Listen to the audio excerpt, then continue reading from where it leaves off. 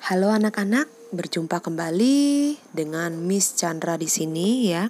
Di video pembelajaran kali ini kita akan membahas mengenai pembelajaran tematik. Tema 2, persatuan dalam perbedaan.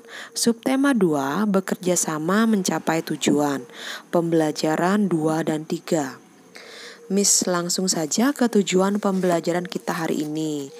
Tujuan yang pertama, siswa dapat memahami arti dari persatuan dan kesatuan Indonesia. Selanjutnya, siswa dapat memahami gerakan pada pola lantai.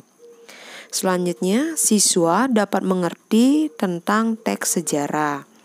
Dan yang terakhir, siswa dapat mengidentifikasi bagaimana cara adaptasi hewan. Baik anak-anak, kita langsung saja ke pembelajaran yang pertama. Untuk pembelajaran yang pertama, kita akan membahas mengenai persatuan dan kesatuan. Ya, Miss akan menjelaskan pengertian dari persatuan kesatuan. Apa sih arti dari kata persatuan? Persatuan itu didefinisikan sebagai perkumpulan dari berbagai komponen yang terbentuk menjadi satu. Ya, sedangkan kesatuan merupakan hasil perkumpulan yang telah menjadi satu dan utuh. Oleh karena itu, kesatuan sangat berkaitan erat dengan keutuhan.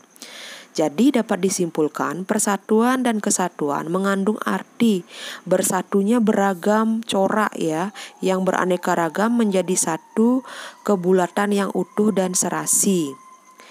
Nah, persatuan dan kesatuan ini merupakan alat untuk meraih cita-cita proklamasi kemerdekaan, yaitu mewujudkan masyarakat adil dan makmur untuk kesejahteraan hidup bersama ya.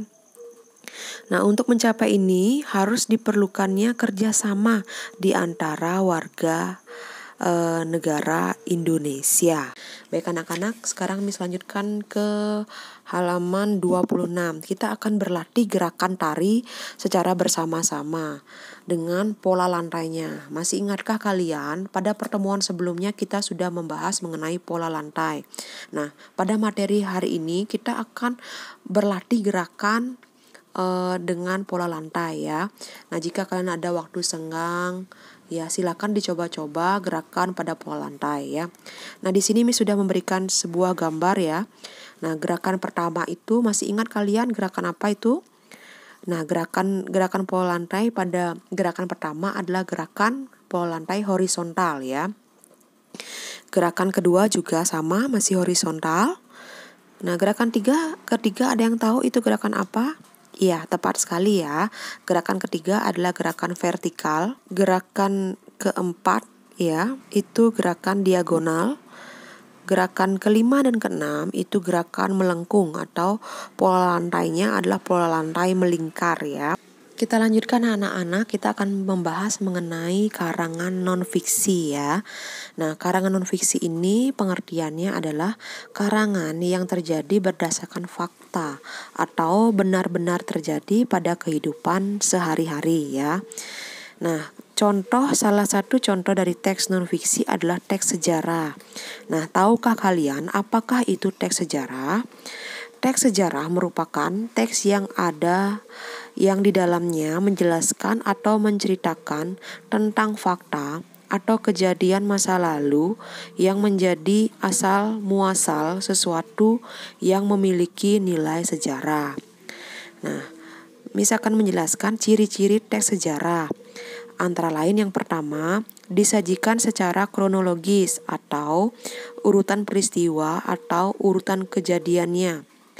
Selanjutnya, bentuk ex-recon atau teks cerita ulang. Selanjutnya ada struktur teks orientasi, yaitu teks orientasi ini adalah pengenalan tokoh, latar tempat, waktu, dan asal mula terjadinya konflik. Terus urutan peristiwa. Reorientasi adalah penutup dari teks sejarah, di mana menekankan pentingnya peristiwa sejarah. Selanjutnya, ciri yang selanjutnya, sering menggunakan konjuksi temporal. Ini artinya sering menggunakan kata penghubung yang berkaitan dengan waktu. Selanjutnya, berisi fakta kata ya. Nah, untuk lebih jelasnya Miss akan memberikan teks bacaan. Nah, silakan dicermati di sini teks bacaan. Nah, di sini teks bacaan ini mengandung ciri-ciri nilai sejarah ya. Bisa kalian perhatikan di sana. Dalam teks tersebut ya adanya urutan peristiwa diawali dengan mendaratnya tentara sekutu. Selanjutnya teks tersebut terjadi memang berdasarkan kenyataan yang ada ya. Terus adanya pengenalan tokoh, latar tempat dan waktu mula terjadinya konflik ya. Dari ciri-ciri tersebut dapat disimpulkan bahwa Palagan Ambarawa teksnya tersebut merupakan teks sejarah ya. Pada materi selanjutnya kita akan membahas mengenai adaptasi pada hewan ya. Seperti yang kalian ketahui, tujuan dari adaptasi adalah agar hewan tersebut dapat bertahan hidup ya. Nah, pada materi hari ini Miss akan membahas mengenai adaptasi berupa mimikri dan kamuflase. Ya, apakah perbedaan dan pengertian dari kamuflase dan mimikri? Yang pertama Miss bahas adalah kamuflase. Kamuflase adalah perilaku yang dilakukan oleh seekor hewan yang dengan berada di tempat yang memiliki warna yang sama dengan warna tubuhnya. Jadi, hewan tersebut akan mencari tempat yang berwarna sama dengan warna tubuhnya. Contohnya misalnya, ada beberapa jenis serangga memiliki bentuk dan warna seperti tempat hidupnya, seperti serangga kulit kayu, kupu-kupu daun, dan belalang bunga. Contoh selanjutnya misalnya beruang kutub memiliki warna bulu putih. Dengan warna bulu putih di tengah hamparan salju, tentu saja pemangsa akan kesulitan memangsanya, sehingga bahaya dapat dihindari. Selanjutnya Miss akan menjelaskan mimikri. Mimikri adalah perilaku hewan mengubah warna tubuhnya dengan warna yang dihinggapinya. Ya. Nah, di sini perbedaan kamuflase dan mimikri ya. Kalau kamuflase itu hewan tidak mengubah warna tubuhnya.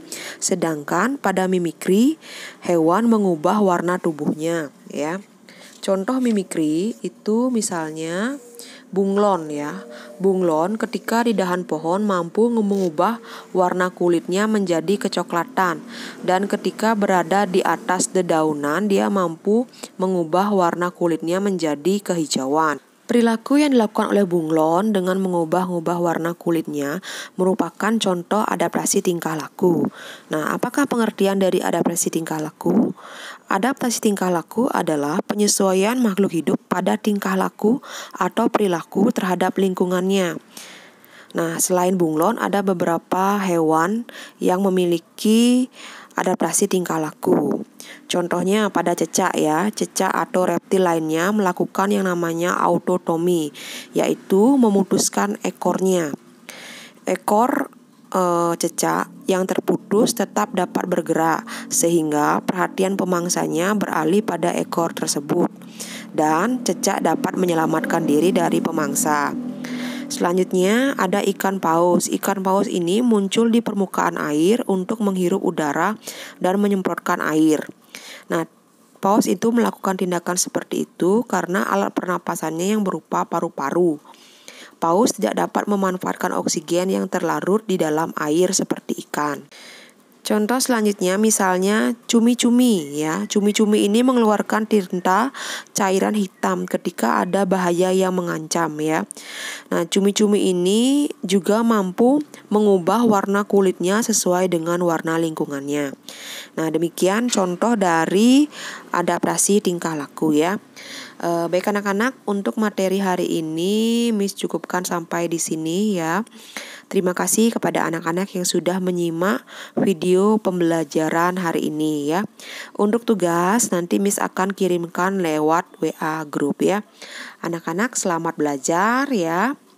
Sampai jumpa di video pembelajaran selanjutnya ya. Terima kasih.